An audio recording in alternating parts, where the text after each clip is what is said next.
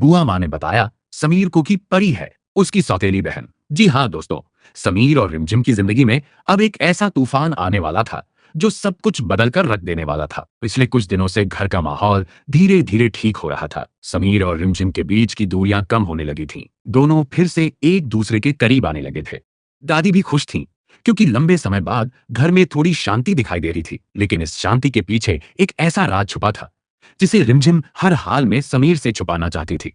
घर में एक छोटी बच्ची आई हुई थी, परी। मासूम, चंचल और हर वक्त मुस्कुराने वाली परी बहुत जल्दी पूरे घर की लाडली बन गई थी। लेकिन समीर को सिर्फ इतना बताया गया कि वह रिमझिम की सहेली की बेटी है जो कुछ दिनों के लिए यहाँ रहने आई है। असलियत सिर्फ रिमझिम और दादी जानती थी। परी कोई और नहीं बल्कि समीर की सौतेली बहन थी। रिमझिम जानती थी कि अगर यह सच अचानक समीर के सामने आया तो सब कुछ बिखर सकता है, क्योंकि समीर अपने पिता से जुड़े पुराने जख्म आज तक नहीं भूल पाया था। उसे अपने पिता की दूसरी शादी और उस परिवार से बेहद नफरत थी। इसी वजह से रिमझिम हर कीमत पर यह सच छुपाना चाहती थी। लेकिन हर कहानी में एक ऐसा इंसान जरूर होता है जिसे दूसरों की खुशी बर्दाश्त नहीं होती, और इस कहानी में वो इंसान थी मोहिनी।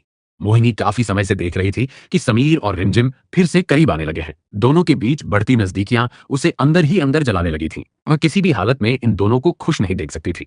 एक दिन मोहिनी देखती है कि समीर और रिमझिम साथ में हंस रहे हैं। समीर पहली बार दिल से मुस्कुराता दिखाई देता है। बस यही चीज मोहिनी से बर्दाश्त नहीं होती। वह उसी वक्त फैसला कर लेती है कि अब वह ऐसा सच सामने लाएगी जिससे समीर और रिमझिम का रिश्ता फिर से टूट जाए। रात का समय होता है। समीर अपने कमरे में अकेला बैठा कुछ काम कर रहा होता है। तभी मोहिनी धीरे धीरे उसके पास आती है। उसके चेहरे पर अजीब सी मुस्कान होती है।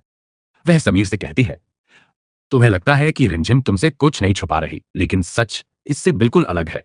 समीर पहले तो उसकी बातों को नजरअंदाज करता है, लेकिन फिर मोहिनी एक ऐसा सच बोल देती है जिसे सुनकर समीर के पैरों तले जमीन खिसक जाती है।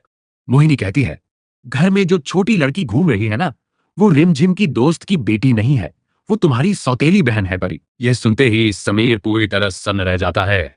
उसकी आंखें गुस्से से लाल हो जाती हैं, हाथ कांपने लगते हैं। उसे यकीन ही नहीं होता कि रिमझिम उससे इतना बड़ा सच छुपा सकती है।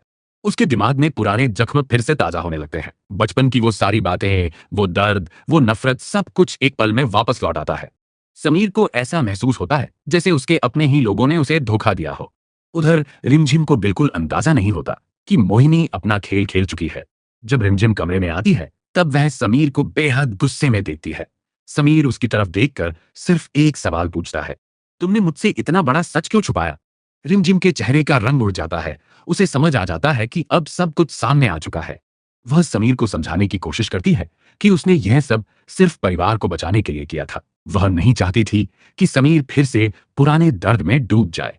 लेकिन उस वक्त समीर कुछ सुनने की हालत में नहीं होता।